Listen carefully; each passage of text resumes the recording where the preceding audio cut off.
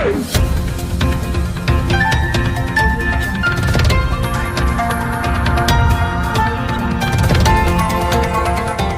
देख रहे हैं मगरा न्यूज राजस्थान, खबरें सबसे तेज। योगी सरकार की अनूठी पहल, गाय पालने वालों को हर महीने सरकार की ओर से मिलेंगे पैसे। देश में कोरोना संकट के बीच उत्तर प्रदेश की योगी सरकार ने राज्य में कुपोषण की दर को कम करने को लेकर एक नई पहल की शुरुआत की है। सीएम योगी के इस अनूठी पहल से राज्य में कुपोषित तो कम होगा ही, साथ ही पशुपालन पर भी जोर दिया गया है। दरअसल हाल में ही सीएम योगी ने एक बैठक में फैसला लिया कि जो महिलाएं और बच्चे कुपोषण का शिकार है उनके घर में गाय उपलब्ध करवाई जाएगी। इतना ही नहीं, गाय का पूरा खर्च भी योगी सरकार उठाएगी। बताया जा रहा है कि प्रदेश सरकार ने गाय पालने वालों को हर महीने 900 रुपये मुहैया कराएंगी, जो कि कुपोषित कम करने के लिए एक कारगर कदम साबित होगा। हालांकि ये सुविधा उन लोगों को प्राप्त होगी जो गाय पालने में इच्छुक हो, जिनके पास गाय रखने के लिए प्राप्त जगह मौजूद हो। इन सबको ध्यान में रखकर सरकार ने हर महीने आपको 900 रुपये सरकार देगी। आपको बता दें कि राज्य में कुपोषण कम करने को लेकर योगी सरकार द्वारा 7 सितंबर से पोषण माह चलाया जा रहा है। एक महीने में प्रदेश में अलग अलग स्तर पर कुपोषित परिवारों को ध्यान देने और पोषण आहार को लेकर जागरूकता फैलाने को लेकर कुपोषित परिवारों को जरूरी रिसर्च उपलब्ध कराने पर ध्यान दिया जाएगा। सीएम ने 6 महीने में कुपोषण की दर को 1% नीचे लाने का लक्ष्य रखा है, जिसके साथ ही मार्च 2021 तक इसे लक्ष्य रखा गया, इसे देखा जाएगा। वही कौन सा जिला कुपोषण को कम करने में कैसा काम कर रहा है, इसके आधार पर जो जिला सबसे अच्छा काम करेगा उसे पुरस्कार भी दिया जाएगा। भारत में बीते 24 घंटों में कोरोना वायरस के करीब 91,000 नए मामले सामने आए हैं। भारत में कोरोना वायरस की रफ्तार कम होने का नाम नहीं ले रही। इतना ही नहीं, संक्रमण के फैलने की ये रफ्तार इतनी तेज हो गई कि हर दिन एक साथ नए रिकॉर्ड बन रहे हैं। बीते 24 घंटों में भारत में कोरोना वायरस के करीब 91,000 नए मामले सामने आए हैं। स्वास्थ्य मंत्रालय की ओर से जारी किए गए ताजा आंकड़ों के मुताबिक 24 घंटों में 90,802 मामले भारत में सामने आए हैं। ये नहीं, एक दिन में दर्ज हुए सबसे अधिक मामलों की संख्या ये है। वही इसके साथ भारत में अब कोरोना संक्रमितों की कुल संख्या 42,04,713 हो गई है। वही भारत अब दुनिया भर में कोरोना संक्रमितों के लिहाजे से दूसरे स्थान पर भारत पहुंच चुका है। वही जॉन हॉपकिंस यूनिवर्सिटी के डाटों के मुताबिक भारत में कोरोना संक्रमितों का आंकड़ा ब्राजील से ज्यादा हो गया है। इस समय ब्राजील में 41 लाख से ज्यादा कोरोना के मामले हैं। वही भारत में ये मामले 42 लाख पार पहुंच गए हैं। अब भारत से ज्यादा कोरोना के मामले सिर्फ अमेरिका में है। अमेरिका में 62 लाख से ज्यादा कोरोना के मामले सामने आ चुके हैं। वही भारत में कोरोना के सबसे ज्यादा मामले महाराष्ट्र राज्य से है। उसके बाद तमिलनाडु, आंध्र प्रदेश, कर्नाटक और पश्चिम बंगाल और उत्तर प्रदेश राज्य में सर्वाधिक मामले सामने आए हैं। वहीं बिहार में भी भारत में रिकवरी रेट सबसे ज्यादा है। सैन्य हथियारों के डील के बीच कोरोना की जंग में भी भारत के साथ आया रूस। अब वैक्सीन को लेकर सरकार का हुआ है समझौता। भारत चीन के बीच चले सीमा तनाव के बीच रूस के साथ हिंदुस्तान के संबंध काफी मजबूत देखे जा रहे हैं। एक तरफ जहां ड्रैगन के पीठ के पीछे भारत पर वार करने का षड्यंत्र फेल हो रहा है, तो वहीं दूसरी तरफ मॉस्को में चल रही बैठक से अच्छी खबर भी सुनने को मिल रही है। दरअसल इस जमीनी विवाद के बीच रूस लगातार भारत के साथ खड़ा है। वो चाहे S-400 एंटी मिसाइल सिस्टम की डिलीवरी को लेकर हो, चाहे AK-47 203 बंदूकों की डील को लेकर हो, या फिर रूस का समर्थन हर तरफ दिख रहा है। हर गतिविधि में रूस भारत के साथ में खड़ा है। इस बीच एक और बड़ी खबर सामने आ रही है। दरअसल कहा जा रहा है कि कोरोना से जीतने के लिए दोनों देश एक साथ लड़ने के लिए कुछ आपसी फैसले कर रहे हैं। ये भी खबर है कि रूस में लॉन्च हुई कोरोना वैक्सीन की सप्लाई और उत्पादन को लेकर भी दोनों देशों के बीच बातचीत जारी है। ऐसे में संभावनाएं जताई जा रही है कि ये वैक्सीन जल्द ही भारत में उपलब्ध हो सकेगी। हाल में ही रूस के राजदूत और भारत के बीच रूस के राजदूत द्वारा ये जानकारी दी गई है कि दोनों देशों के बीच चल रही ये वार्ता अंतिम चरण में है और जल्द ही कोई बड़ा ऐलान किया जा सकता है। दरअसल टाइम्स ऑफ इंडिया के हवाले से मिली एक रिपोर्ट की माने तो रूस ने भारत के साथ स्पुतनिक V को लेकर सहयोग को लेकर तरीके से किया। हालांकि भारतीय सरकार ने इस पर अभी कोई फैसला नहीं दिया है, लेकिन विचार विमर्श कर रही है। आखिर इस वैक्सीन को कैसे प्रयोग में लाया जाए, इस बारे में रूस के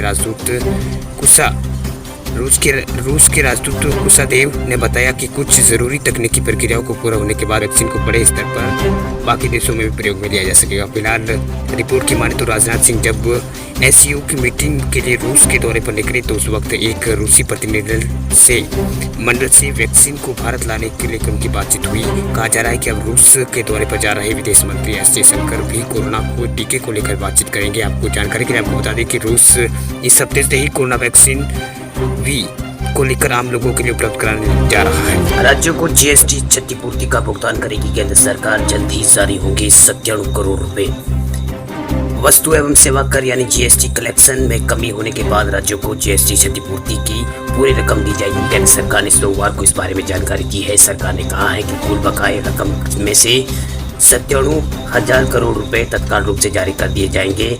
इसके अलावा अतिरिक्त रकम का भुगतान आने वाले समय में जारी किया जाएगा। इस बारे में जीएसटी काउंसिलिंग में अंतिम फैसला होगा। वही केंद्र सरकार की तरफ से यह भी स्पष्टीकरण ऐसे समय में आया है जब जीएसटी काउंसिलिंग की पिछली बैठक के बाद कुछ राज्यों ने जीएसटी क्षतिपूर्ति को लेकर सवाल उठाए थे। एक वरिष्ठ सरकारी अधिकारी के हवाले से एक मीडिया रिपोर्ट में कहा गया कि जीएसटी क्षतिपूर्ति का पूरी रकम राज्यों को दी जाएगी। हाल में ही वित्त मंत्री निर्मला सीतारमण ने कहा था कि जब तक जीएसटी एक्ट 2017 के तहत राज्यों को भरपाई देने का नियम वजूद में है तब तक हम इसका पालन करेंगे। वही अधिकारी ने बताया कि केंद्र सरकार ने पिछले सप्ताह राज्यों के वित्त सचिवों के साथ बैठक की थी। वही इसमें ये जानकारी दी गई थी। उन्होंने बताया कि सरकार ने राज्य को पे आउट फंड करने के लिए उधार लेने का विकल्प दिया था। अगर केंद्र सरकार उधार लेती है तो इसे यील्ड बढ़ जाएगा, जिसका असर केंद्र व राज्य दोनों पर पड़ेगा। वही एक समय में जब सरकार अर्थव्यवस्था को रिवाइज यानी इकोनॉमी की रिवाइवल करने के साथ चाहती है तो वही विदेशी कंपनियां भारत में निवेश कर रही है। केंद्र ऐसा कदम नहीं उठा सकता। वह राज्यों के लिए उधार लेने की प्रक्रिया आसान बनाने के लिए सरकार ने आरबीआई से बातचीत चल रही है ताकि एक स्पेशल विंडो खोला जाए। इस विंडो के तहत राज्य समान दर पर उधार ले सके। आगे चलकर उधार सेंस कलेक्शन से लिंक कर दिया जाएगा। इसका रीपेमेंट सेंस कलेक्शन के जरिए ही किया जाएगा। इससे राज्यों के बजट पर कोई दबाव नहीं बढ़ेगा।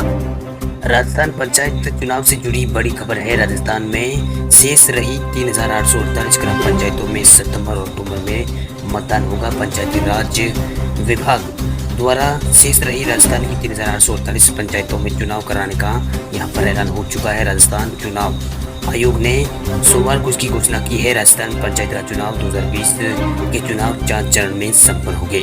आपको बता दें कि पंच और सरपंच पद के लिए 28 सितंबर को और 3 अक्टूबर और 6 अक्टूबर और 10 अक्टूबर को वोटिंग होगी। वहीं पंचायत समिति और जिला परिषद के चुनाव अलग से होंगे। वही चुनाव में कोरोना संक्रमण के कारण अप्रैल माह में ये चुनाव स्थगित करा दिए गए थे। इसके बाद 7 सितंबर को सूचना दी गई थी कि 4 चरणों में चुनाव लोक सूचना 16 सितंबर को जारी की जाएगी। वही मतदान का समय सुबह 7:30 बजे से 5:30 बजे तक रखा गया है। आपको बता दें कि पहले चरण में चुनाव के तहत 19 सितंबर को सुबह 10 बजे से शाम 5 बजे तक नामांकन पत्र दाखिल किए जा सकेंगे। 20 सितंबर को नामांकन पत्रों की जांच होगी। वही इसी दिन 3 बजे नाम वापस लिए जा सकेंगे। इसी दिन चुनाव चिन्ह आवंटित किए जाएंगे। वही 27 सितंबर को मतदान दल रवाना होगा। 28 सितंबर को मतदान होगा। वही 28 सितंबर को ही पंचायत मुख्यालय पर मतगणना होगी। वही 29 सितंबर को उप सरपंच का चुनाव यहाँ पर होगा। वही दूसरे चरण की बात करें, दूसरे चरण का चुनाव 23 सितंबर को नामांकन पत्र इसमें दाखिल किए जाएंगे। 24 सितंबर को यहाँ पर नामांकन पत्र वापस लेने की तारीख रहेगी।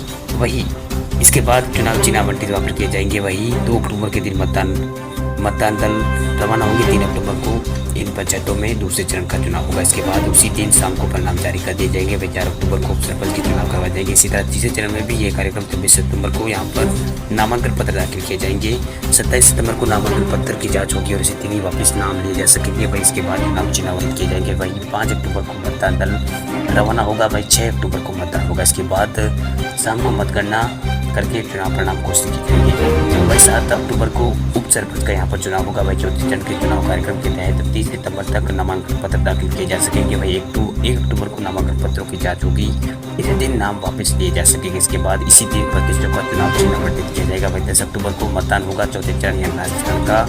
वही इसी दिन परिणाम घोषित किए जाएंगे और 11 अक्टूबर को चौथे चरण की पंचायत चुनावों का उप सरपंच चुनाव होगा। दूसरे राहत पैकेज पर काम कर रही है मोदी सरकार। मध्यम वर्ग और छोटे कारोबार को होगा इससे फायदा। अर्थव्यवस्था को एक बार फिर से पटरी पर लाने के लिए केंद्र की मोदी सरकार लगातार प्रयासरत है और दूसरे राहत पैकेज पर काम कर रही है। दूसरा राहत पैकेज देश के मध्यम वर्गीय यानी मिडिल क्लास और आबादी और छोटे कारोबार पर फोकस होगा। भाई कुछ दिन पहले मुख्य आर्थिक सलाहकार कृष्णमूर्ति वी सुब्रमण्यम ने कहा था कि बहुत जल्द ही सरकार दूसरे राहत पैकेज की सरकार से उम्मीद की जा सकती है। ये बयान अब अर्थव्यवस्था को रिवाइव करने के लिए मोदी सरकार की कामयाबी से मेल खाता हुआ दिखाई दे रहा है। सरकार का मानना है कि मौजूदा स्थिति में दूसरा राहत पैकेज का ऐलान अधिक फायदेमंद होगा, क्योंकि अब लॉकडाउन खत्म हो चुका है। अधिकतर राज्यों में कारोबार व अन्य सेवाएं खुल चुकी है। वही वित्त मंत्रालय में लगातार बैठकों का दौर चल रहा है ताकि अर्थव्यवस्था को रिवाइव करने के लिए सही रास्ता निकाला जा सके। बीते 2 महीनों से कई बैठकें हुई। हालांकि अधिकारियों से जीडीपी आंकड़ों के सामने आने के बाद कई जगह सरकार को आलोचनाएं झेलनी पड़ी थी। वही अप्रैल जून तिमाही में आर्थिक वृद्धि दर -23.9% रही है। भारत दुनिया भर के उन देशों में बन चुका है जहां अर्थव्यवस्था का सबसे बड़ा जिन देशों को झटका लगा है। वह जीडीपी की दर के आंकड़े के सामने आने के बाद अब माना जा रहा है कि वित्त मंत्रालय आगे आने वाली चुनौतियों पर बारे में वो सतर्क है। वह चालू वित्त वर्ष के अन्य तिमाही में जीडीपी में कोई सुधार के संकेत नहीं दिखाई दे रहे हैं। वही एक्सपर्ट ने अनुमान लगाया है कि चालू वित्त वर्ष में भारत की अर्थव्यवस्था 7 से 9.5% तक लुढ़क सकती है। हाल में वित्त मंत्रालय में हो रही बैठक पर प्रधानमंत्री कार्यालय की भी नजर है। इन बैठकों में पीएमओ के अधिकारी भी भाग ले रहे हैं।